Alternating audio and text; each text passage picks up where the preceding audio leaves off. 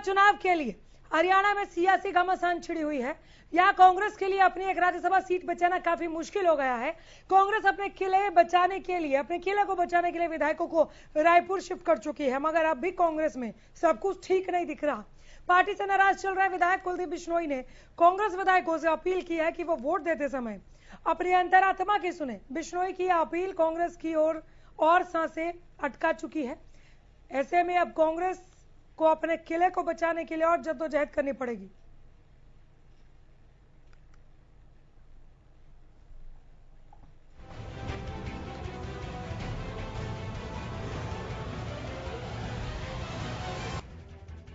राज्यसभा चुनाव के लिए हरियाणा में सियासी हलचल लगातार तेज होती दिख रही है।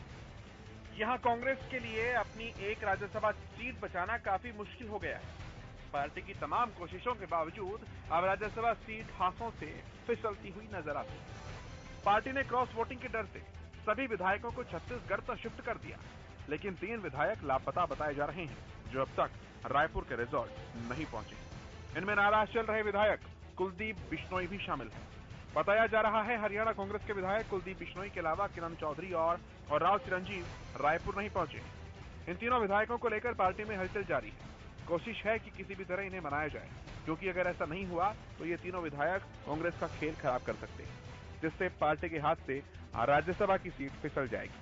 हालांकि कांग्रेस की तरफ से दावा किया जा रहा है कि पार्टी विधायक जल्द रायपुर पहुंचेंगे। वहीं आज कांग्रेस विधायक कुलदीप बिश्नोई ने एक ट्वीट कर हलचल मचा दी। उन्होंने वोटिंग के लिए विधायकों को अपनी अंतरात्मा की आवाज सुनकर वोट डालने की नसीहत दी।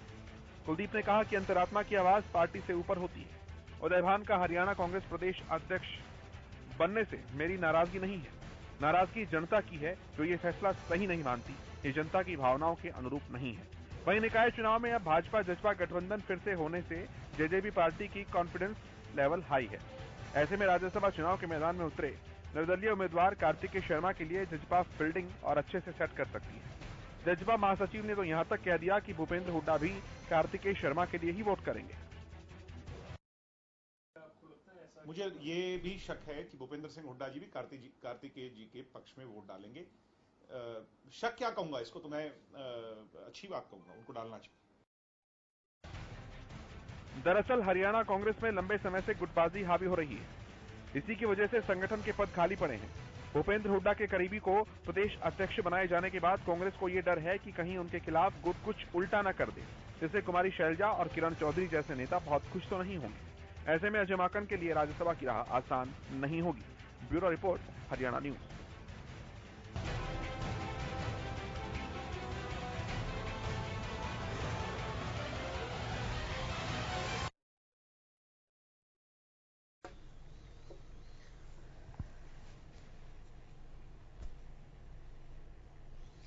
किसकी आवाज सुनेंगे कांग्रेस के एमएलए, ये जानने के लिए रुक करेंगे हमारे पैनल की ओर। अभी पैनल छोटा है, जैसे जैसे और मेहमान जुड़ेंगे मिलवाएंगे। हमारे साथ अरविंद भारद्वाज प्रवक्ता जेजेपी के तौर पर मौजूद हैं। बहुत स्वागत है सर। कांग्रेस से राकेश गर्ग आए हैं, कांग्रेस प्रवक्ता है आप, मैं आपका भी स्वागत करती हूँ। राकेश जी, कुलदीप बिश्नोई को सुना आपने? जी यकीनन सुना। किसकी आवाज सुनेंगे कांग्रेस के एमएलए? आप कुलदीप बिश्नोई जी के संदर्भ में जो आज उन्होंने कहा, आप पूरा वक्तव्य हमने भी सुना और आपने भी सुना। मुझे ये आवाज आपकी गूंज रही है, आवाज रिपीट हो रही है, मेरी आवाज मुझे ही आवाज आ रही है, आप इसको थोड़ा क्लियर कीजिए एक बार। ठीक है, इनका ऑडियो देखिए जरा। प्रोफेसर विदु रावल भी हमारे साथ जुड़ गए हैं, प्रवक्ता बीजेपी हैं। बहुत स्वागत है प्रोफेसर साहब एक बार फिर से। कुलदीप बिश्नोई को सुना आपने? धन्यवाद जी। राजस्थान में सुरजेवाला को जिताएं, तो दोबारा सुन लेंगे। राजस्थान में सुरजेवाला को जिताएं और उन्हें लगता है कि सभी विधायकों को अपने अंतरात्मा की आवाज सुननी चाहिए। कुलदीप बिश्नोई कह रहे हैं कि वोटिंग से पहले वो भी अपनी अंतरात्मा की आवाज सुनेंगे। आपको क्या लगता है किसकी आवाज सुनेंगे कांग्रेस के विधायक? देखिए, अंतरात्मा की आवाज तो सभी को सुननी चाहिए, हमेशा ही सुननी चाहिए। इसमें कोई भी गलत बात नहीं कही उन्होंने। और मैं तो बहुत दिनों से कह रहा हूं, भारतीय जनता पार्टी भी कह रही है कि सभी विधायकों को अपने अंतरात्मा पर ही वोट करना चाहिए। जो अंतरात्मा की आवाज हो उस पर ही वोट करना चाहिए। लेकिन महत्वपूर्ण क्या है अनामिका जी? महत्वपूर्ण ये है कि जो कांग्रेस पार्टी पिछले 4-6 महीने से विपक्ष आपके समक्ष कार्यक्रम चला रही थी, वो पार्टी आज हरियाणा में रणछोड़दास बन चुकी है। पहले उन्होंने निकाय चुनाव जिनके बारे में यूं कहते थे कि हम चुनाव लड़ेंगे, चुनाव जीतेंगे, ऐसा करेंगे, वैसा करेंगे, जनता दिखा देगी भाजपा को, और पता नहीं क्या क्या बोलते थे आपके डिबेट में। वो पहले तो निकाय चुनाव छोड़कर भाग गए और अब उनके सभी विधायक जो हैं बस में सवार होकर 1450 किलोमीटर दूर रायपुर चले गए। लेकिन क्या 1450 किलोमीटर दूर रायपुर के एक रिजॉर्ट में रहकर वो ये कांग्रेस पार्टी विधायकों के अंतरात्मा की आवाज दबा देगी? मुझे तो लगता नहीं इस बारे में।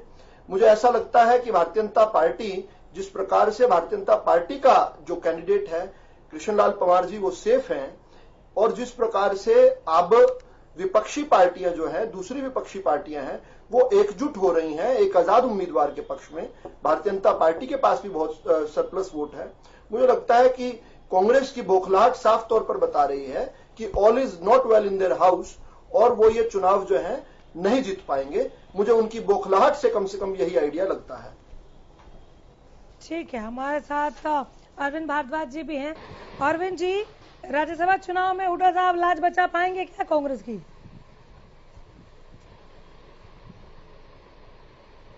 देखिए अनामिका जी, इन कांग्रेसियों का जो इतिहास रहा है उस हिसाब से तो मुझे नहीं लग रहा कि राज्यसभा की ये सीट अजय माकन जी जीत पाएंगे। सच्चाई ये है कि कांग्रेस जब से सरकार से, सत्ता से दूर हुई है, ये लोग जिस तरह से लड़ रहे हैं आपस में, जो गुटबाजी इनकी है आपस में, उस हिसाब से एक किसी भी मुद्दे पर, किसी भी विषय पर एका होना इनके लिए बहुत बड़ी बात है, बहुत मुश्किल काम है। तो और फिर कुलदीप बिश्नोई जी जिस तरह से बयान दे रहे हैं, अब ये हम नहीं कह रहे, हमारी बात हो तो कांग्रेसी ये कहेंगे कि ये हमारे विरोधी दल है इसीलिए इस तरह की बात कर रहे हैं, परंतु इनके अपने एक विधायक कुलदीप बिश्नोई ये कह रहे हैं कि अंतरात्मा की आवाज पर वोट देनी चाहिए। तो इससे स्थिति, और फिर जो जिस तरह से विधायकों को ले गए अगवा करके, उससे तो एक और बात गंभीर नजर आती है कि ये लोग जो दावा करते हैं समाज सेवा का, जन सेवा का, तो जनसेवा से तो इन लोगों का कोई लेना देना है ही। अगर ये लोग सच में जनसेवक होते तो जनता के बीच रहते। एक हफ्ते के लिए ये अपने क्षेत्र की जनता को छोड़कर कहीं रिजॉर्ट में जा छुपे हैं, भागकर जाकर छुप गए हैं, तो ये तो यही बताता है कि ये लोग सत्ता के लालची लोग हैं, जिन्हें सिर्फ कुर्सियां चाहिए, जिन्हें सिर्फ सत्ता चाहिए, जिन्हें सिर्फ सीटें चाहिए, चाहे वो राज्यसभा हो या कुछ हो। अपने अपने क्षेत्र का, जहां से लोगों ने इनको चुनकर भेजा, उनसे इनका कोई लेना देना नहीं है। अगर फिर भी इन लोगों को इनकी अंतरात्मा जिंदा है, अगर इनके अंदर आज भी कहीं कोई नैतिकता होगी, तो ये जिस तरह से इन्हें अगवा किया गया हुड्डा साहब द्वारा या कांग्रेस के हाईकमान द्वारा, उसका जवाब ये वोट के रूप में देंगे, ये उम्मीद मैं मुझे करता हूं। और जिस तरह से अब इनके नेताओं के बयान आ रहे हैं, चाहे कुलदीप बिश्नोई हैं, पता चला किरण चौधरी जी भी उसमें नहीं गई इन लोगों के साथ, जहां जिस तरह से लोग छुप गए हैं। और एक और विधायक शायद अजय यादव जी के जो सुपुत्र हैं, वो भी इसमें शायद शामिल नहीं है। तो मुझे लगता है 3 विधायक पहले ही गायब हैं इनकी टीम से। तो हो सकता है अंतरात्मा जाग जाए, 2-4 विधायक और वोटिंग के टाइम अंतरात्मा के आधार पर वोट डाल दें। तो वो लगता नहीं है इन सबको देखते हुए कि कांग्रेस इस चुनाव को जीत पाएगी। ठीक है, मैं एक बार फिर आ रही हूं आपके पास। का तो इतिहास रहा है कि जब हाईकमान ने कहा जी। राकेश गर्ग जी, ऑडियो प्रॉब्लम ठीक हुई। सुभाष चौधरी भी जुड़ गए, स्वागत है सर। बिल्कुल, नमस्कार, धन्यवाद। जरा सुन लीजिए कांग्रेस प्रवक्ता को, तो मैं वापस आ रही हूँ। राकेश जी जवाब दे दीजिए। सबसे पहले अनामिका जी, मैं जो आज हमारे विधायक कुलदीप बिश्नोई जी ने जो वक्तव्य दिया है, हाँ। मैं उसके ऊपर आपको बड़ा स्पष्ट जवाब दे देता हूं कि कुलदीप बिश्नोई जी ने आज 2 महत्वपूर्ण बातें की है। पहली महत्वपूर्ण बात उन्होंने कही कि प्रत्येक विधायक को अपनी अंतरात्मा की आवाज पर वोट देना चाहिए। अभी हमारे जो भाजपा के प्रवक्ता थे इस बात का समर्थन कर रहे थे। निसंदेह ये बात सच है कि प्रत्येक विधायक को अपनी अंतरात्मा की आवाज सुननी चाहिए। लेकिन आज जब कुलदीप बिश्नोई जी अपना जो वक्तव्य दे रहे थे, उन्होंने जो अंत उस वक्तव्य का किया, एक लाइन में उन्होंने सारे सवालों का जवाब दे दिया। उन्होंने कहा कि मैं जन्मजात कांग्रेसी। जो व्यक्ति पूरी बात कहने के पश्चात अंत में एक शब्द कह रहा है कि मैं जन्मजात कांग्रेसी हूं, कांग्रेसी विचारधारा है और कांग्रेस के सिंबल पर वो आए हैं, तो संशय की गुंजाइश कहां रह जाती है? किसी भी प्रकार का संदेह पैदा ही नहीं होता। सर, संशय, जब हम संशय की बात करते हैं राकेश गर्ग, मेरे या आवाम के, बीजेपी, जेजेपी या कोई विश्लेषक, कोई पत्रकार के संशय की यहाँ पर गुंजाइश का कोई महत्व भी नहीं है। आपका संशय जो था, आपके संशय के बादल छट गए क्या कि बिश्नोई साहब का वोट मिलेगा कि नहीं मिलेगा? मैटर ये करता है। निश्चित रूप से मिलेगा। आप देखिए, आज कुलदीप बिश्नोई जी अगर ये कह रहे हैं कि मैं जन्मजात कांग्रेसी हूं और विधायकों को अपने अंतरात्मा की आवाज पर वोट देनी चाहिए, तो दो स्पष्ट संदेश उन्होंने दिए हैं। वो कांग्रेस राज्यसभा प्रत्याशी को वोट करेंगे और विरोधी दलों के जो विधायक है उनसे निवेदन कर रहे हैं कि आप भी अपने अंतरात्मा की आवाज सुनिए, आप इसमें निहित जो भाव है उस भाव को समझिए। और अभी हमारे जैसे जेजेपी के प्रवक्ता हमारे साथी बोल रहे थे, इनकी दुविधा समझ में नहीं आ रही। जो तो रायपुर चले गए वो क्यों चले गए, जो नहीं गए वो क्यों नहीं गए? अरे भाई, आज से 2 दिन पहले तक भी 30 के 30 विधायक आपको इकट्ठे नजर आ रहे थे। 30 जून को राज्यसभा के लिए वोट पड़ेंगे। आप निश्चित रहिए, खातिर जमा रखिए। हमारे 31 विधायक हैं, 31 के 31 वोट तो हमारे कैंडिडेट को मिलेगी। आप अपने विधायकों को ये देखिए कि, क्योंकि दादा गौतम के जो सूत्र, नैतिकता का भी जवाब मैं जेजेपी वाले भाई को दे देता हूं। दादा गौतम कितनी मुखर आवाज के अंदर उप मुख्यमंत्री जी के लिए बोलते थे। उप मुख्यमंत्री जी उनके हल्के में सभा करने के लिए चले जाते हैं, उनको आमंत्रित नहीं करते हैं। विधानसभा के सबसे वयोवृद्ध नेताओं में से, आपकी पार्टी के सबसे वयोवृद्ध नेता, और आप नैतिकता की बात करते हो, उनको आपने साइड लाइन कर दिया। आप नैतिकता की बातें ना कीजिए। और अनानंद जी, मैं अंतिम बात कह देता हूं, आज के परिप्रेक्ष्य में कांग्रेस एकजुट है। हमारे उदय भान जी के नेतृत्व में, चौधरी भूपेंद्र सिंह हुड्डा जी के नेतृत्व में चुनाव 10 जून को है। अभी 1 हफ्ते का समय शेष है। 31 विधायकों के समर्थन के साथ अजय माकन जी को राज्यसभा में भेजेंगे।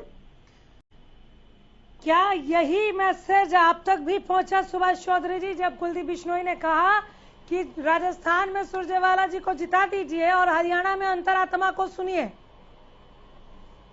देखिए, वो मुझे लगता है कि अभी भी जो नेगोशिएटिंग पोजीशन है उसे वो छोड़ना नहीं चाह रहे हैं अनामिका। हाँ। वो लास्ट मोमेंट तक कंफ्यूजन की स्थिति बनाकर राष्ट्रीय नेतृत्व के नेगोशिएशन करना चाह रहे हैं।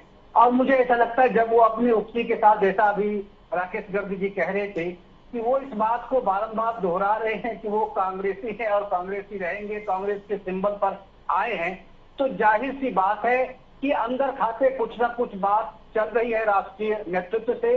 और संभव है कि लास्ट मोमेंट तक कोई बात ऐसी बन जाए, सकारात्मक कुछ ऐसा संकेत उनको दे दी जाए और उसके आधार पर फिर शायद एका हो जाए और वो वोट इनके साथ करेंगे। लेकिन जो अंतरात्मा की बात वो कह रहे हैं, ये सब तो बेमानी है अनामिका। हम सभी लंबे समय से मीडिया में हैं और इस देश के राजनीतिक जो परिप्रेक्ष्य है उसको बहुत क्लोजली मॉनिटर करते रहे हैं संसद के गलियारे में रहते हुए। तो हम इस बात को बखूबी समझते हैं कि अंतरात्मा की आवाज की अपील कितनी जोरदार होती है और कितनी दमदार होती है और उसके पीछे सत्यता कितनी होती है। बहरहाल जो तकनीकी चीजें हैं अनामिका, वो बड़ी जरूरी है समझने की कि हालांकि कांग्रेस के पास जैसे 31 एमएलए हैं और उतने ही विधायक उनको चाहिए अपने कैंडिडेट को जिताने के लिए, और 1-2 को लेकर खासकर अब कुलदीप बिश्नोई को लेकर को जिग-जैग की जो स्थिति है, आने वाले समय में शायद वो स्थिति स्पष्ट हो जाएगी। लेकिन सवाल उठता है जो जिस इंडिपेंडेंट कैंडिडेट को लेकर इस प्रकार की परिस्थितियां पैदा हुई हैं, उसमें भारतीय जनता पार्टी के जो 9 एमएलए हैं उनका जो second preferential vote, actually Rajya Sabha का जो चुनाव होता है बड़ा थोड़ा सा अन्य चुनाव से बिल्कुल अलग हट करके होता है। तो इसमें जो प्रेफरेंशियल वोट्स होते हैं, जैसे सेकंड चॉइस, फर्स्ट चॉइस उन्होंने किसी को दिया और सेकंड चॉइस जो 9 एमएलए बीजेपी के हैं, वो अगर सेकंड चॉइस में इंडिपेंडेंट एमएलए को वो सेकंड चॉइस दिखा रहे हैं और अगर वो अगर दर्शाएंगे, सेकंड चॉइस अपना व्यक्त करेंगे उनके प्रति, तो ये 9 MLA उनके साथ जाते हैं, 10 जेजेपी के हो जाते हैं, 1 INLD है और 7 अगर मान भी लिया जाए, क्योंकि 4 प्रपोजर हैं इंडिपेंडेंट कैंडिडेट के साथ, तो अगर मान भी लिया जाए कि 7 से 7 इंडिपेंडेंट उनके साथ खड़े हो जाते हैं, तो ऐसे में अगर आप 28 के आसपास आंकड़ा उनका पहुंचता है, तो फिर उनको 2 या 3 MLA और कौन है जो उनके साथ खड़े होंगे, ये एक बड़ा इश्यू है। तो क्या विनोद शर्मा जी को या कार्तिकेय शर्मा जी को कोई आश्वासन कांग्रेस के अंदर से, कोई और आश्वासन उनको मिला है क्या? जिस बात को लेकर के जो ये काफी अंदर हलचल मची हुई है और उन्होंने छत्तीसगढ़ ले जाकर के उनको रिसोर्ट में दरवाजे में बंद कर दिया है, उनको वैचारिक मंथन करने की दृष्टि से, तथाकथित वैचारिक मंथन की दृष्टि से। तो मुझे लगता है कि ये एक बड़ा इश्यू है और इस खोज में ही पूरी मीडिया जगत या राजनीतिक जो हरियाणा के लोग हैं वो इसमें लगे हुए हैं और इसका मुझे लगता है ये स्थिति थोड़े और 1-2 दिन में, शायद 1 आध दिन में और स्पष्ट हो जाएगी कि क्या स्थिति बन सकती है। कुलदीप बिश्नोई की बात जहां तक है, वो निगोशिएशन करने में जुटे हुए हैं, वो लास्ट मोमेंट तक वो चाहते हैं कि हम कंफ्यूजन की स्थिति इस प्रकार के बयान देकर, ये एक पॉलिटिकल बयान है और बहुत कैलकुलेटेड मूव है उनका जो उन्होंने बयान दिया है। तो इसका मतलब है कि राष्ट्रीय नेतृत्व से उनका तारतम्य अगर हो जाता है किसी बात को लेकर के, तो शायद उनके जो कदम है वो फिर कांग्रेस के साथ ही छिटके रहेंगे, ऐसा मैं मानता हूं प्रारंभिक स्थिति में। अनामिका। राकेश जी। बिल्कुल सही फरमाया सुभाष जी ने कि कुछ आश्वासन दिया है क्या कुलदीप बिश्नोई को? नहीं, कुलदीप आप तो कह रहे हैं ना कि सही फरमाया, वो फरमा ही रहे थे। आप मुझे बोलने दीजिए अनामिका जी, पूरा शब्द अगर आप बीच में शब्दों को पकड़ेंगे तो अर्थ का अनर्थ हो जाएगा। मैं अपनी पूरी बात कर लूंगा तब आपको भाव भी समझ में आएगा और बात भी बेहतर तरीके से मैं रख पाऊंगा। सर आपने जो लाइन बोली उसको लेकर सवाल तो मैं पूछूंगी ही ना। आप पूछिए। आपने कहा दुरुस्त फरमाया, तो जो कहा उसी को कहा ना आपने कि कुछ और बात को कहा। उन्होंने एक बात ये दुरुस्त फरमाई कि जो अंतरात्मा जो कुलदीप बिश्नोई जी है वो बड़े नेता है, पार्टी के साथ जुड़े हुए हैं, जन्मजात कांग्रेसी है।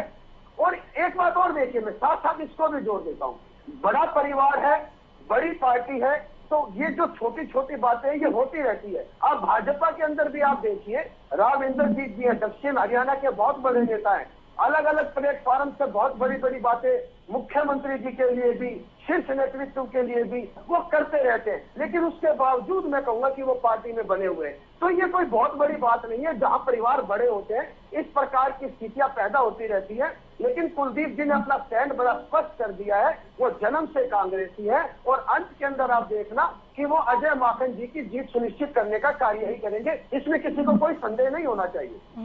नहीं, मैं फिर कह रही हूँ किसी और के संदेह से फर्क क्या पड़ता है सर? संदेह के बादल तो आपके छठे इस वक्त ये ज्यादा जरूरी है। ये तमाम एक्सरसाइज जो आप कर रहे हैं इन बादलों को छाटने के लिए तो कर रहे हैं। प्रोफेसर साहब कुछ कह रहे थे आप? मैं उत्तर दे दूं? दे दीजिए जी। मैं इसका उत्तर दे देता हूँ। हाँ बोलिए। आप जो ये कोई संशय के बादल हमारी पार्टी के अंदर और हमारे विधायकों को लेकर नहीं है, लेकिन एक बात मैं आपके चैनल के माध्यम से आज और स्पष्ट करता हूं कि ये प्रोपेगेंडा क्यों फैला हुआ है। आप देखिए भाजपा की राजनीति को, आप देखिए, चाहे वो गोवा की राजनीति रही, अरुणाचल प्रदेश में रही, मध्य प्रदेश में रही, कर्नाटक के अंदर रही, किस प्रकार से जो जनता की चुनी हुई सरकारें थी, येन केन प्रकारेण और शासन का और प्रशासन का और सत्ता का दुरुपयोग करके चुनी हुई सरकारों को गिराकर किस प्रकार से वास्तविकता पलट किया गया। तो भाजपा की जो ये राजनीति है उससे इस देश को, इस लोकतंत्र को बचाने की आवश्यकता है। तो हम अपने विधायकों को लेकर, क्योंकि जो कर्नाटक में खेला हुआ, जो मध्य प्रदेश में खेला हुआ, जो गोवा में खेला हुआ, जो अरुणाचल प्रदेश में खेला हुआ, वो दाग हरियाणा के दामन पर नहीं लगना चाहिए। हम अपने विधायकों को लेकर सतर्क हैं, हमारे विधायक इनकी कारगुजारियों को, इनके इतिहास को लेकर सतर्क हैं। तो निश्चित रूप से 10 तारीख का इंतजार कीजिए, दूध का दूध, पानी का पानी हो जाएगा। अजय माकन जी आपको राज्यसभा में नजर आएंगे। प्रोफेसर साहब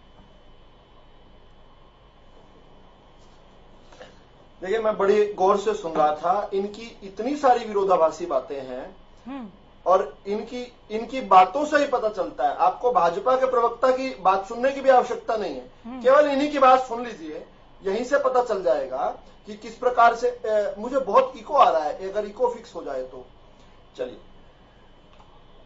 देखिए, पहली बात तो ये कह रहे हैं कि कुलदीप बिश्नोई जी खुद को जन्मजात कांग्रेस ही बता रहे हैं। ठीक है, जन्म के बाद तो कांग्रेस के साथ उनका किस प्रकार का संबंध रहा है इस पर भी चर्चा हो सकती है। उन्होंने कांग्रेस के विरुद्ध एक पार्टी बनाई थी और कांग्रेस के इसी गुट ने, जो गुट इस समय सत्ता में है कांग्रेस पार्टी में, भूपेंद्र हुड्डा गुट, भूपेंद्र हुड्डा जी ने ही उनकी पार्टी तोड़ दी थी। तो now is a very good time to take revenge. बहुत अच्छा समय है भूपेंद्र हुड्डा जी से उस हिसाब को चुकता करने का, पहली बात। दूसरी बात कि ये मैं नहीं कह रहा हूं, ये तो उन्होंने ट्वीट पर बार बार कहा है, किस प्रकार वो इनकी रैली के अंदर संख्या को बताते हैं कि कतराए खून नहीं मिला, एक भी कतरा खून का नहीं मिला, ये कुलदीप जी बता रहे हैं। फिर दूसरी बात ये है कि किस प्रकार से 27 अप्रैल से वो राहुल गांधी जी से समय मांग रहे हैं, ऐसा उन्होंने ट्वीट में बताया, और आज तक उनको समय नहीं मिला। तो अब जब कुलदीप बिश्नोई जी सामने आ रहे हैं तो उनकी अंतरात्मा की आवाज के अलग अलग मायने नहीं निकाले जाने चाहिए। उन्होंने तो राहुल गांधी जी को स्पष्ट मैसेज दे दिया कि तुमने हमें नजरअंदाज किया, तुमने हमें नजरअंदाज किया, हम तुम्हें नजर आना ही छोड़ देंगे। तो किस प्रकार से ये कुलदीप बिश्नोई जी की बातों को इधर उधर से कर रहे हैं। कुलदीप बिश्नोई जी ने दो बातें कही। पहली कही कि राजस्थान के अंदर कांग्रेस को वोट दो, क्योंकि वहां पर हुड्डा गुट से अलग एक रणदीप सुरजेवाला जो हुड्डा गुट का सताए हुए हैं, उनको राजस्थान इसलिए भेजा गया क्योंकि हुड्डा गुट पर भरोसा नहीं था। तो हुड्डा गुट से सताए रणदीप सुरजेवाला का तो समर्थन कर रहे हैं, हरियाणा के अंदर अंतरात्मा की बात कर रहे हैं। तो वो तो ये भी कह सकते थे कि राजस्थान के लोग भी अंतरात्मा की आवाज पर वोट करें। तो स्पष्ट तौर पर हुड्डा गुट के साथ रणदीप सुरजेवाला जी का जिस प्रकार का रणदीप सुरजेवाला के साथ जिस प्रकार हुड्डा गुट ने किया है, बिल्कुल ठीक यही काम कुलदीप बिश्नोई जी के साथ किया है। और फिर ये जो बार बार कह रहे हैं कि हमारे सब लोग इकट्ठे हैं, हमारे सब लोग इकट्ठे हैं, तो पहली बात तो यह कि इकट्ठे हैं तो इतनी दूर 1450 किलोमीटर दूर अपने हलके की जनता से दूर ले जाने की आवश्यकता क्या पड़ी। ये खुद को विपक्ष आपके समक्ष का कार्यक्रम चलाए हुए थे, विपक्ष तो सारा भाग गया, चुनाव से भाग गया, हरियाणा से भाग गया, और इनका केंद्रीय नेतृत्व भी भाग रहा है। आप देख रहे हैं ईडी के नोटिस का किस प्रकार से माँ और बेटा जवाब दे रहे हैं। खैर, मेरा आज का विषय यह है कि इनके पांव के नीचे जमीन नहीं, इनके पांव के नीचे जमीन नहीं, और कमाल यह है कि इनको यकीन नहीं किस प्रकार से ये एक के बाद एक गलतियां करते जा रहे हैं। और जब ये लोगों को लेकर जा रहे हैं अपने साथ, ये दिखाते हुए कि it is an act of solidarity, लेकिन उस बस में भी इनके 4 विधायक चढ़ते नहीं हैं। चलो, एक भूपेंद्र हुड्डा जी का मान लिया जाए कि उनका कुछ कारण हो सकता है। जब ये किरण चौधरी जी को, चिरंजीव राव जी को उस बस में भी नहीं चढ़ा पाए, तो अब जो बस में चढ़ के गए उनकी भी अंतरात्मा की है, वो भी अपनी अंतरात्मा को नहीं छोड़ेंगे। लेकिन इन दो विधायकों ने तो कम से कम स्पष्ट तौर पर बता दिया कि ये कांग्रेस की बस में चढ़ने को तैयार नहीं है। तो ये तो स्पष्ट हो चुका है सारी चीजें, इसमें बहुत ज्यादा करने की जरूरत नहीं है। और फिर कांग्रेस के जो हमारे साथी प्रवक्ता हैं, वो किस प्रकार से घुमावदार गोल गोल बातें कर रहे हैं, विरोधाभासी बातें कर रहे हैं, वो अपने आप में जग जाहिर करता है कि कांग्रेस जो है संकट में है। अरविंद जी कुछ जोड़ेंगे, ये इत्तेफाक रखते हैं इनकी बात से?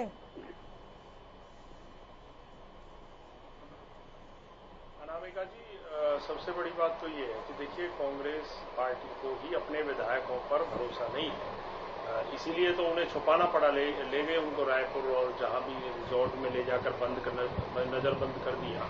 अगर इन्हें अपने विधायकों पर भरोसा होता, ये जो आरोप लगा रहे हैं कि पीछे कर्नाटका में ऐसा हुआ, फलानी जगह ऐसा हुआ, तो ऐसा अगर हुआ भी तो क्यों संभव हुआ? मतलब आप ये मान रहे हैं कि आपके विधायक बिकाऊ हैं, आपके विधायकों को कोई तोड़ सकता है, इसीलिए आप डर रहे हैं, इसीलिए आप उनको नजरबंद कर रहे हैं, उन्हें ले जाके छुपा दिया गया। पहली बात तो ये। दूसरा ये, मतलब इससे यही साबित होता है ना कि आपको अपने विधायकों पर भरोसा नहीं है। दूसरी बात ये है कि कांग्रेस में आज जो स्थिति है, अमूमन जब से सरकार गई है, क्योंकि ये लोग सिर्फ और सिर्फ एक गुट की तरह काम करते हैं जिसका मकसद लूट करना है। अब जब तक इनकी लूट चलती रही तो इनका आपस में तालमेल ठीक ठाक रहा।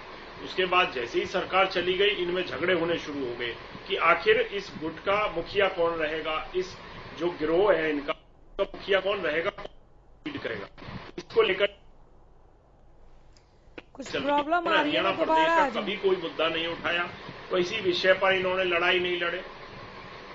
आपकी आवाज को लेकर कुछ प्रॉब्लम आ रही है सर, मैं दोबारा आ जाऊंगी, जवाब दे दीजिए आप राकेश साहब, फिर मैं जाती हूँ सुभाष जी के पास। मैं अनामिका जी सिलसिलेवार ढंग से जवाब दे देता हूँ। मैं शुरुआत पहले हमारे जो जेजेपी के प्रवक्ता साथी हैं उनकी बात से करता हूँ। इन्होंने एक शब्द का इस्तेमाल किया, लूट का। कोरोना इस देश ने भी भुगता, इस प्रदेश ने भी भुगता। 2 मंत्रालयों की मैं बात करूंगा, बाकी भ्रष्टाचार की बात नहीं करूंगा जिनके उप मुख्यमंत्री जी के पास है। कोरोना काल, देखिए ये डिबेट को घुमाने का प्रयास कर रहे हैं अनामिका जी, आपके होते हुए डिबेट का विषयांतर करने की बात कर रहे हैं। ये कुछ कहेंगे, धैर्य रखिए, ये कुछ कहेंगे तो मुझे इसका उत्तर देना पड़ेगा। डिबेट घूम जाएगी। गलत क्या कह रहे हैं राकेश गर्ग, क्या गलत कह रहे हैं? आज आप किस मुद्दे पर आए? कांग्रेस में फिर अंदरूनी अड़चन है क्या? आप, मुझे लगता है सर, मुझे लगता है जो रेलेवेंट सवाल था, आ जाइए, मैं रेलिवेंट सवाल पर आ जाता हूँ। हमारे मैं जजपा की बात नहीं करता, क्योंकि जजपा तो भाजपा की पिछलद्दू है, तो इनकी बात करने में समय व्यर्थ नहीं करते। अब भाजपा के जो हमारे प्रोफेसर साहब इतना कविताओं के माध्यम से ज्ञान बांट रहे थे, वो अपने आप में अलौकिक और अधिकतर ही कहा जा सकता है। क्योंकि रैली की उन्होंने शब्द बोले कि फतेहाबाद की रैली को लेकर मुख्यमंत्री जी रोहतक के अंदर रैली करते हैं, सरकारी प्रशासन का उपयोग करने के बाद भी 1,500 आदमी इकट्ठे नहीं होते हैं, ठीक है। और जहां तक ये कह रहे हैं कि चौधरी कुलदीप ये किसने रिकॉर्ड किया? जन्म की ये आपने कब काउंट किया? 1,500 लोगों को कब काउंट किया आपने? सर धैर्य से, सर धैर्य रखिए। आप बोल रहे थे ना, धैर्य से सुन रहा नहीं भाई साहब, डिक्लेरेशन ना लीजिए, आप बताइए, सोर्स बताइए ना, अपने फिगर का सोर्स बताइए। मैं आप अपने बारे में बोल दीजिएगा, बोले दीजिए, बोलिए। 2019 के लोकसभा के चुनाव से कुलदीप बिश्नोई जी का इतिहास पढ़ रहे हैं आप। 2019 के अंदर सिर्फ अपना इतिहास पढ़िए। 90 विधानसभा क्षेत्रों के अंदर चुनाव लड़ने के लिए कैंडिडेट नहीं थे। कितने आयातित उम्मीदवार आपने खड़े किए, कितने आज भी ऐसे उम्मीदवार हैं जो आपके आरएसएस की पृष्ठभूमि के नहीं है और भाजपा की पृष्ठभूमि के नहीं है। तो आप ये फिर विषयांतर कर रहे हैं। आज इनके पास कुछ भी बात नहीं। राकेश गर्ग, मुझे लगता है रेलेवेंट सवाल ये था, आप सभी चुप हो जाइए। रुकिए, अंतिम नहीं, आप अभी और बोलिएगा। रुकिए, सवाल सुनिए। अंतिम कैसे? आज तो आपको बोलना है, रुकिए ना, सवाल सुनिए। मैं रिपीट कर रही हूँ, प्रोफेसर साहब ने ये सवाल पूछा था और मुझे लगता है ये पूछने की जरूरत नहीं है, आपको आते इस पर प्रतिक्रिया दे देनी चाहिए थी। आपने कुलदीप बिश्नोई की आखिरी पंक्ति को पकड़ लिया और लगा कि आज डिबेट में बहुत मजबूती से पक्ष रखा जाएगा। अच्छी बात है, ईश्वर मजबूत बनाए आपको, शुभकामनाएं अगर आप राज्यसभा का रास्ता क्लियर देख रहे हैं तो। लेकिन दिख नहीं रहा, क्योंकि वो ये कह रहे हैं, आप ध्यान से सुनिएगा, मुझे ध्यान से सुनिएगा, और मैं उम्मीद करती हूँ जितने अच्छे आप वक्त हैं आप रिपीट नहीं करेंगे, कुछ नया बोलेंगे। वो ये कह रहे हैं कि राजस्थान में तो सुरजेवाला को जिता दीजिए, कांग्रेस को वोट दीजिए, लेकिन हरियाणा में अंतरात्मा को सुनिए। ये 2 बातें नहीं तो क्या हो गई? आपको एक बात कैसे दिखाई दे रही है? ये मैं अनामिका जी जवाब दे दूं? ऑब्वियसली आप ही के शब्द बोल रहा हूं कि कुलदीप बिश्नोई जी ने राजस्थान में कहा कि रणदीप सुरजेवाला को जिता दीजिए, कांग्रेस को वोट दीजिए। रणदीप सुरजेवाला जी वहां कांग्रेस के प्रत्याशी हैं। हरियाणा के अंदर ये बात कुलदीप बिश्नोई जी भी जानते हैं कि 31 का समर्थन तो कांग्रेस पार्टी के पास है। तो आप इस बात को इस परिप्रेक्ष्य में क्यों नहीं लेते कि वो विपक्षी पार्टियों की अंतरात्मा जगाने के लिए बोल रहे हैं? यहाँ के लिए क्यों नहीं कहा कि कांग्रेस को वोट दो, वहाँ कांग्रेस को वोट दो, यहाँ आत्मा को सुन लो? ये क्या बात हुई? राजस्थान में नहीं जरूरत क्या? अब अनामिका जी, मैं आप ही की बात का जवाब और आप ही के शब्दों को बोल रहा हूँ, मैं कोई शब्द ऐड नहीं कर रहा। नहीं, मेरे शब्द मत बोलिए, मेरा तो सवाल है, आपको जवाब देना है। ये फिर विरोधाभासी बातें हो जाएंगी। नहीं, मैं जवाब कुलदीप बिश्नोई जी स्वयं दे चुके हैं। कांग्रेस के लिए वोट मांग रहे हैं, रणदीप सुरजेवाला जी के लिए मांग रहे हैं। राजस्थान में, यहाँ नहीं, राजस्थान में यहाँ उनको पता है 31 सीटें हमारे को अपने कैंडिडेट को भेजने के लिए सफिशिएंट है, बहुत काफी 31 सर है। देखिए, सबको पता है क्या सर, सबको पता है उन्होंने क्या बोला है। अगर आपको ऐसा लग रहा है कि राजस्थान में कांग्रेस के लिए वोट मांगा तो यहाँ अजय माकन जीत जाएंगे, मैं आपके आत्मविश्वास की दाद देती हूँ। वाकई आप जो बोल रहे हैं, यहाँ गिना भी दिया अरविंद भारद्वाज ने भी, सुभाष चौधरी जी ने भी, प्रोफेसर साहब ने भी, कि चूंकि वो हुड्डा के पसंदीदा कैंडिडेट नहीं थे, कुछ तो आपकी मजबूरियां रही होंगी ना कि यहाँ से भेजकर राजस्थान में और वहां से आप राज्यसभा भेजना चाह रहे हैं उनको, कुछ तो व्यवस्था रही होगी। यहाँ आपके खुद अपने लोग नाराज हुए हैं। फोन लाइन अभी खोल दूं तो अभी 50 फोन आ जाएंगे सर कि आपने हरियाणा का कैंडिडेट नहीं, पैराशूट उम्मीदवार यहाँ उतारा। ये भी एक रीजन है क्या? अनामिका जी, राजनीति के अंदर आप एक चीज देखिए, जो तो फैसले शीर्ष नेतृत्व के स्तर पर होते हैं, तो राज्यसभा के जो उम्मीदवार चुने गए ये शीर्ष नेतृत्व के स्तर पर चुने गए हैं, एक बात है। दूसरी बात यह कि जब उम्मीदवार चुनकर आ जाते हैं तो जो कांग्रेस के हमारे विधायक है, जो भी कांग्रेस पार्टी में आस्था रखते हैं, उन सबका ये एक फर्ज बनता है उस विचारधारा के नाते, क्योंकि उस सिंबल के ऊपर वो जीत कर आए हैं, कि वो एकजुट होकर उस प्रत्याशी को राज्यसभा में भेजे। मुझे जो परिस्थितियां हैं और जो माहौल है, रायपुर क्यों नहीं गए कुलदीप बिश्नोई? रायपुर क्यों नहीं गए? रायपुर तो हुड्डा साहब भी नहीं गए, इसका मतलब आप क्या निकालेंगे? रायपुर तो किरण चौधरी जी भी नहीं गए, रायपुर तो चिरंजीव राव भी नहीं गए। जो गए हैं उनके ऊपर सवाल उठाए जा रहे हैं। नहीं उठाए जा रहे, नहीं उठाए जा रहे। सुनिए भूपेंद्र हुड्डा साहब को लेकर आप भी न्यूज देख रहे हैं सर। प्रदेश कांग्रेस के भीतर खाने क्या हो रहा है मुझसे ज्यादा आप जानते हैं। मैं आपकी व्यवस्था समझ रही हूँ, कोई नहीं बोलेगा। बीजेपी में कुछ हलचल हो जाए तो ये प्रोफेसर साहब यहाँ पर आप ही की तरह मुझे गोल गोल घुमाएंगे यहाँ बैठकर। मैं समझ रही हूँ आपकी व्यवस्था सर, मैं समझ रही हूँ। आप सुनिए, मेरी बात सुनिए। हुड्डा साहब को नहीं गिना जा रहा, चिरंजीव, किरण चौधरी, कुलदीप बिश्नोई, 3 विधायक लापता, यही कहा जा रहा है बार बार। सियासी गलियारे में 4 विधायक नहीं गिना जा रहा, तो आप भूपेंद्र हुड्डा का नाम मत रखिए, उनका तो अग्नि परीक्षा होना है सर।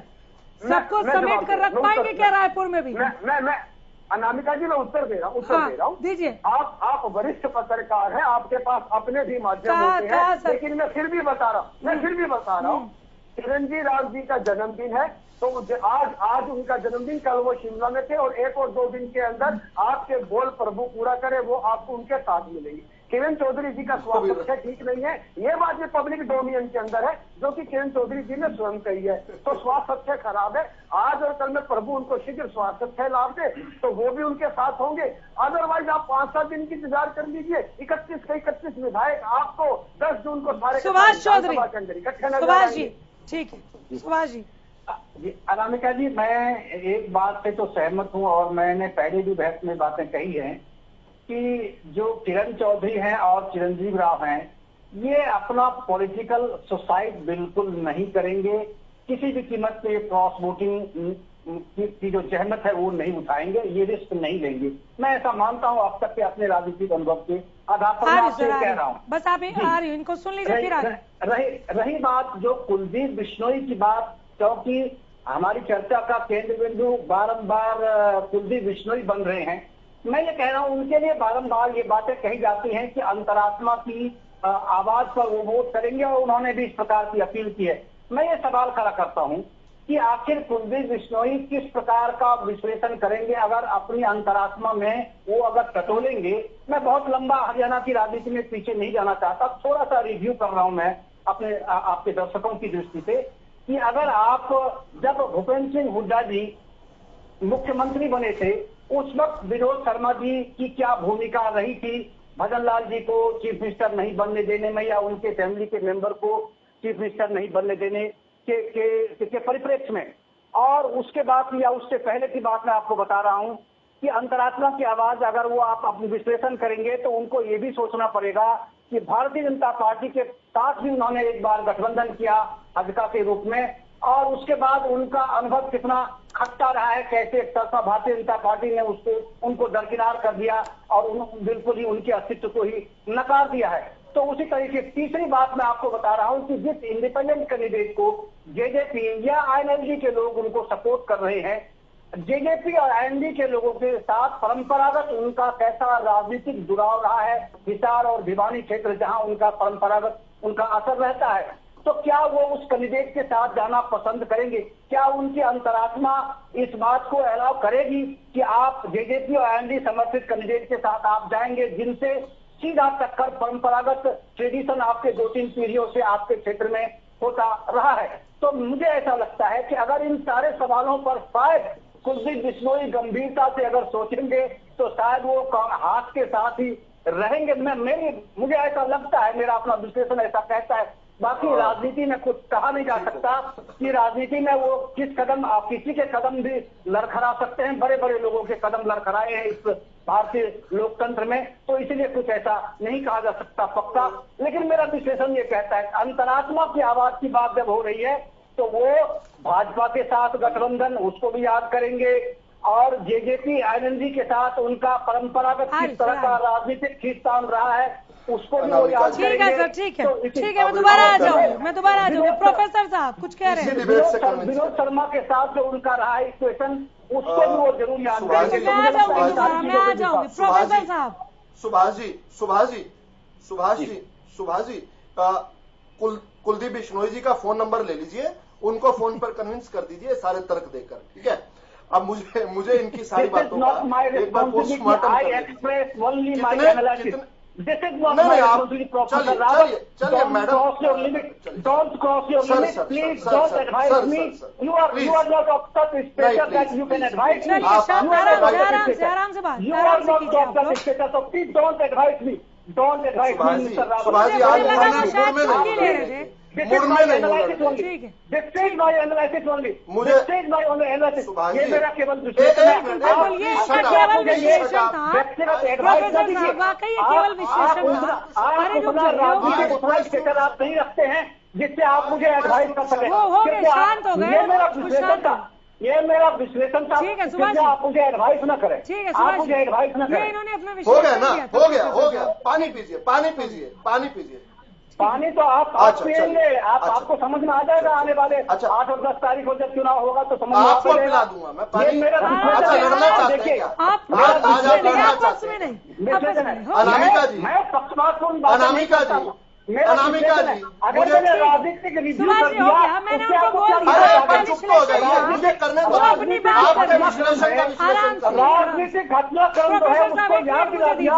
कुलदीप बिश्नोई को तो उसमें दिक्कत क्या है? फोन नंबर लेने और देने की कोई आवश्यकता नहीं है। प्रोफेसर रावत, आप प्लीज मुझे सलाह मत दीजिए इस मुद्दे पर। आप मुझे सलाह मत दीजिए। हो गया, आप चुप हो जाइए। अब हो जाइए, चुप हो ठीक है, वो शांत हो गए थे, उन्हें मैंने समझा दिया है। आपका अपना विश्लेषण था, वो अपनी बात करेंगे। अपनी बात रखिए आप प्रोफेसर साहब।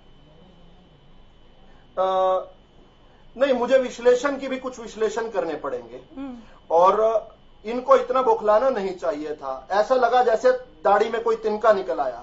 चलिए कोई बात नहीं, अभी इन्होंने बड़ी कन्वीनियंट भूल गए कि जो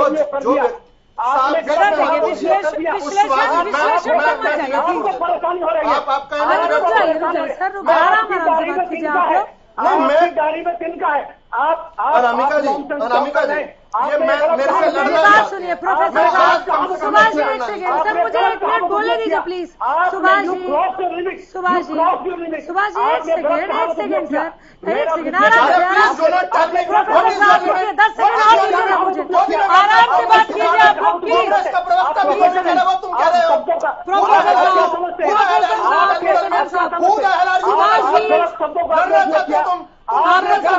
अरे आप लोग शब्दों की मर्यादा रखिए। आज कांग्रेस को बोल दीजिए, रुक जाइए। मेरा इंडिपेंडेंट एनालिसिस है। ठीक है सर, ठीक है सर। अनामिका जी, मुझे बोलने दीजिए। इन्होंने बोला मुझे सुभाष जी मुझे बोलने दीजिए ना। सुभाष जी मुझे बोलने दीजिए ना। आपकी दाढ़ी में तिनका है। सुभाष जी, जो विश्लेषण मैंने कर दिया उससे आपको परेशानी हो रही है। सर मुझे तो सुनिए आप। सुभाष जी मुझे तो सुनिए। क्यों डर रहे हो?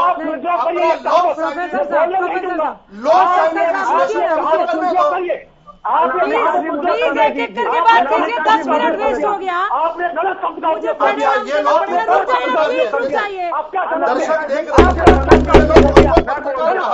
कर दिया आपने, गलत शब्द का उपयोग किया आपने। क्या आप लोग यहाँ लड़ने बैठे हैं क्या? आप लोग कैसा मैसेज दे रहे हैं? आप लोग कुछ बोलने ही नहीं दे रहे एंकर को। सर ऐसा डिबेट होता है कहीं पर? रुकिए सर, अभी 2 बोल रहे हैं, आप तीसरा मत चालू हो जाइए। रुक जाइए, रुकिए ना। सुभाष जी अब मेरी बात तो सुनिए, डिबेट को आगे बढ़ने दीजिए। मैं बैठी हूँ ना सर, मैं बैठी हूँ ना, मैं बात करूंगी ना। मैं बात कर रही हूँ ना सर, मैं बात कर रही हूँ ना सुभाष जी रुक जाइए, क्या बोल रहे हो सुभाष जी आराम से मैं बात कर रही हूँ, मैं कर रही हूँ ना सुभाष जी। ये कहावत क्या उपयोग कर दिया इन्होंने, ये कहावत क्या उपयोग किया? मुझे पूछने तो दीजिए ना, मुझे पूछने दीजिए ना सुभाष जी प्लीज सर, मुझे पूछने दीजिए। अब कोई किसी के, एक मिनट प्रोफेसर साहब, कोई किसी के बीच में नहीं बोलेगा। पहली बात ध्यान से सुनिए, 10 मिनट डिबेट का यहाँ पर खराब हो गया है। बहुत इंपॉर्टेंट टॉपिक पर हम बात कर रहे हैं, राज्यसभा चुनाव में जो कैंडिडेट भेजे जाने हैं उसे लेकर समीकरण पर बात कर रहे हैं। और प्रोफेसर साहब आपसे रिक्वेस्ट है, आप बहुत अच्छे वक्ता हैं, लेकिन विश्लेषण को रहने दीजिए। उनका अपना विश्लेषण हो सकता है, वो कभी कांग्रेस के लिए भी हो सकता है, अच्छा कभी आपके लिए भी हो सकता है, लेकिन इसका ये मतलब नहीं है कि वो पक्ष में मुझे अधिकार नहीं है क्या? मुझे अधिकार नहीं है, इसका ये मतलब नहीं है कि पक्ष में। आप अपनी बात रखिए, लेकिन विश्लेषण को कोट न करें। रिव्यू कर दिया इसलिए आपको सुभाष जी मैं बात कर रही हूँ ना सर, प्लीज। आपकी स्थिति इतनी बुरी क्यों हो गई? ठीक है प्रोफेसर साहब, आपकी स्थिति इतनी बुरी क्यों हो गई? ठीक है आप आगे बढ़ा दीजिए। प्रोफेसर साहब आप मेरा रिक्वेस्ट तो सुनिए, आप डिबेट आगे बढ़ा दीजिए प्लीज। सुभाष जी बढ़ने दीजिए ना, मैंने चुप करा दिया ना उनको। सुभाष जी डिबेट आगे बढ़ने दीजिए, आगे बढ़ने दीजिए प्लीज सर प्लीज अभी तक की बातों को छोड़ दीजिए। मैं आप दोनों के हाथ जोड़ती हूँ प्लीज। मैं बहुत आप लोगों को सभ्य मान रही हूँ, दर्शक आपको सुनना पसंद करते हैं, डिबेट को आगे बढ़ा दीजिए। प्रोफेसर साहब कांग्रेस में कांग्रेसी हैं। इस प्रकार से स्वर्गीय चौधरी भजनलाल जी भी जन्मजाति कांग्रेसी रहे, लंबे समय तक कांग्रेसी रहे, ये एक फैक्ट है। किसने मजबूर किया भजनलाल